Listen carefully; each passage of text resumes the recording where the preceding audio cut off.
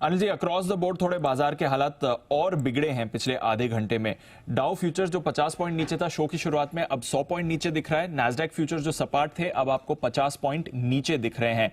Europe में भी थोड़ी गिरावट आई है। कच्चा तेल आपका फ्लैट है, रुपया आपका 4 पैसे कमजोर है सर। और थ्रू द डे एशिया में 1 से 1.5% तक की गिरावट हमने देखी है। हम भी डेज लो पर हैं। बैंक निफ्टी अब आपका 43,550 पर आ गया है, 250 पॉइंट नीचे। 125 पॉइंट का कट निफ्टी पर है, 19,400 पर इस समय। बताएं सर, क्या करना है? जी देखिए, 19,335 का अक्टूबर महीने का लो है और 19,435 के आसपास का क्लोजिंग लो है। बेसिकली हम लगभग लगभग उस लेवल के आसपास है।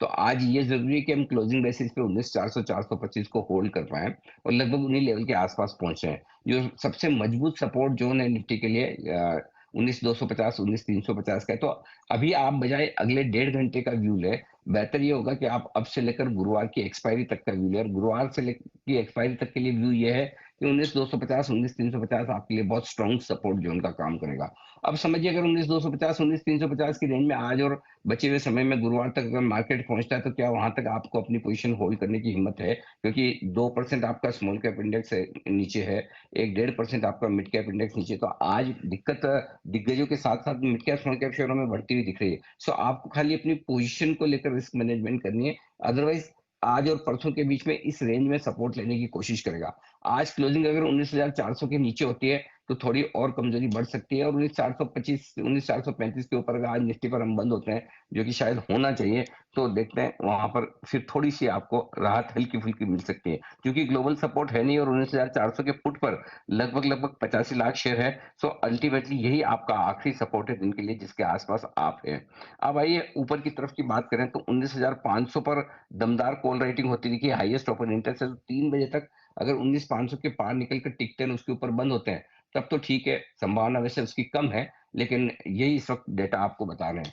अब आइए बैंक निफ्टी का जहां तक सवाल है, बैंक निफ्टी में भी आप देखिए तो एक्शन 43,500 43,600 आपकी जो स्ट्रॉन्गेस्ट सपोर्ट जोन है, आप उसी में है। तो अगर 43,500 के नीचे बंद होते हैं तो रिस्क ज्यादा है, और अगर 43,500 के नीचे बंद नहीं होते, 43,600 के ऊपर भी बंद हो जाते हैं, तो जितने कमजोर हैं उतनी है। तो आई थिंक अब इन लेवल्स के आसपास थोड़ा सा रुकना चाहिए। बैंक निफ्टी तो ऑलमोस्ट अपने सबसे मजबूत सपोर्ट पर आ चुका है और निफ्टी भी ज्यादा दूर नहीं। सो बजाय इसके कि लेवल्स पर फोकस करने के, आपको सिर्फ दो चीजों पर फोकस करना है। अपनी पोजीशन को क्या आप गुरुवार तक एक्सपायरी तक संभाल सकते हैं, जो वायदा कारोबार के शेयर है। कैश मार्केट के स्टॉक्स में काफी लोग ये जानने की कोशिश कर रहे हैं कि क्या बेच देना चाहिए, रुकना चाहिए, मिड कैप स्मॉल कैप शेयरों में क्या करें। तो मेरा ये समझना है कि अब जो रिकवरी आपको शायद मिले, आपको नई सीरीज की शुरुआत से पहले आपको दिग्गजों में आती हुई दिखेगी। मिड कैप स्मॉल कैप शेयरों में थोड़ा सा वक्त लग सकता है, लेकिन ऐसी कोई खास दिक्कत वाली बात नहीं है। आप अपने स्टॉक्स की क्वालिटी चेक कर लीजिए, अगर अच्छे स्टॉक्स हैं तो ऐसा इन लेवल्स पर ऐसा बहुत घबराने की जरूरत नहीं है।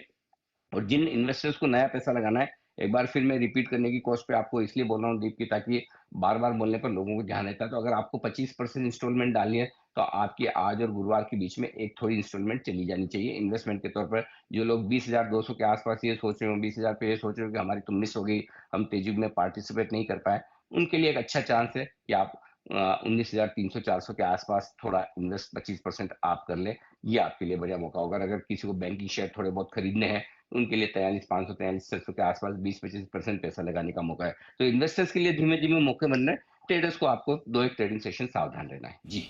एब्सोल्युटली। तो ट्रेडर्स को तो एक्सपायरी तक सावधानी रखनी है, समय निकालना है पोजीशन संभाल कर।